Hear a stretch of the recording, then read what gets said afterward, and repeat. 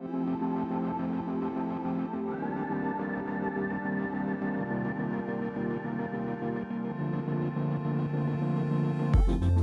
à tous, bienvenue dans cette nouvelle vidéo. Et donc non, je ne suis pas mort, en tout cas me revoilà. Et je me suis absenté de la chaîne en fait pendant un bon moment parce que j'ai vécu plein de trucs, j'ai dû changer beaucoup de choses dans ma vie, j'ai changé de boulot, j'ai changé de métier, j'ai exploré pas mal de choses en termes de méditation, etc. Je me suis aussi mis à l'investissement immobilier, un petit peu à la bourse, donc j'ai fait vraiment beaucoup de choses et puis j'ai eu beaucoup de changements dans ma vie.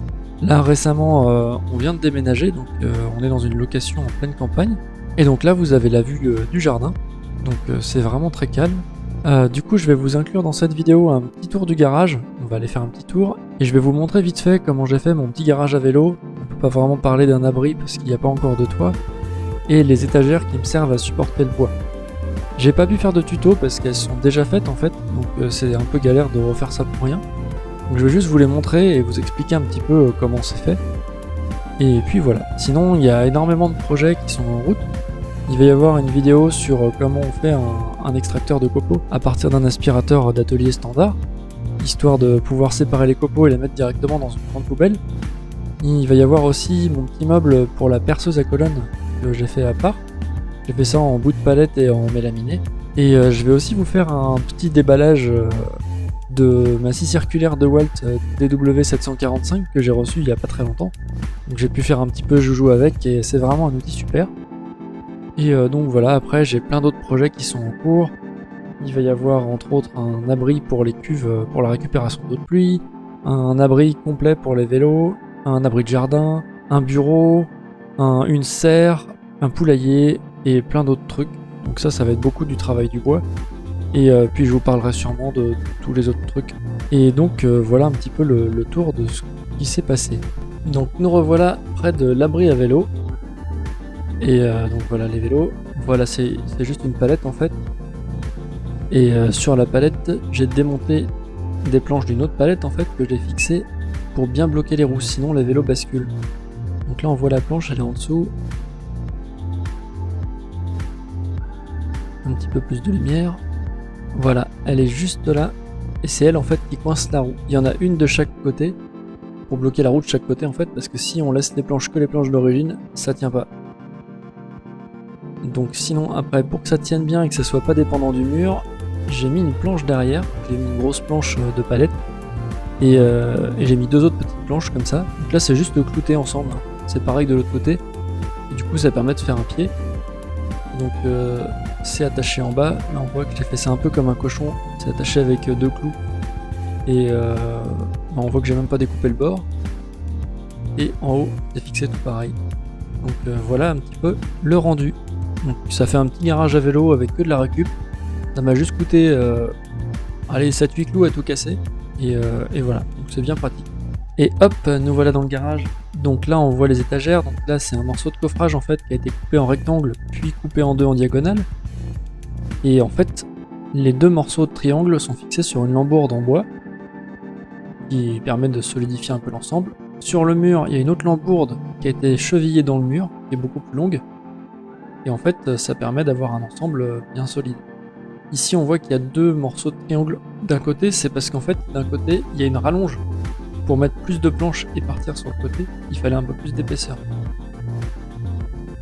Ici on voit des morceaux de palette en fait qui sont fixés, que j'avais dégauchis et qui sont fixés sur les lambourdes pour pouvoir y fixer des outils. Donc là on a tous les serre-joints qui sont fixés ici. Ceux qui sont sur le côté ça sert juste pour les tenir, c'est parce qu'ils rentraient pas, c'est pas les serre-joints à vis.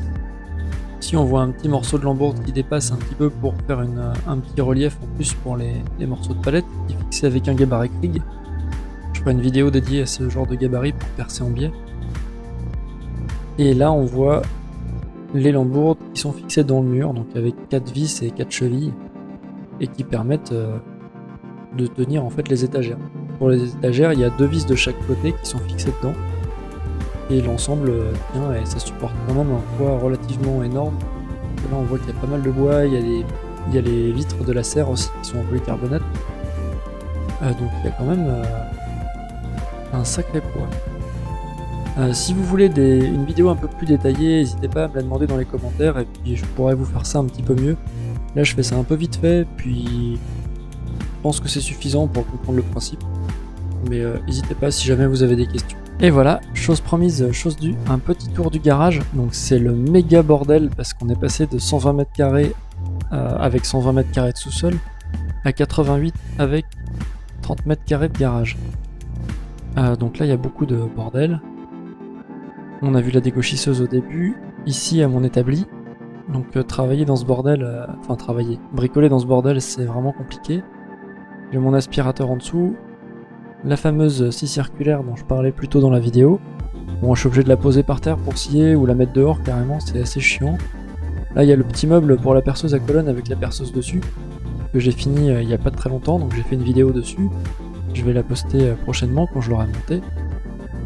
Et donc ça vous permet de voir un petit peu le bordel que c'est, parce que c'est très condensé. Et donc là on va vers la poubelle de récupération des copeaux. Donc je vais faire une vidéo dédiée à ça aussi. Donc ça c'est mon séparateur de copeaux et ça marche super bien.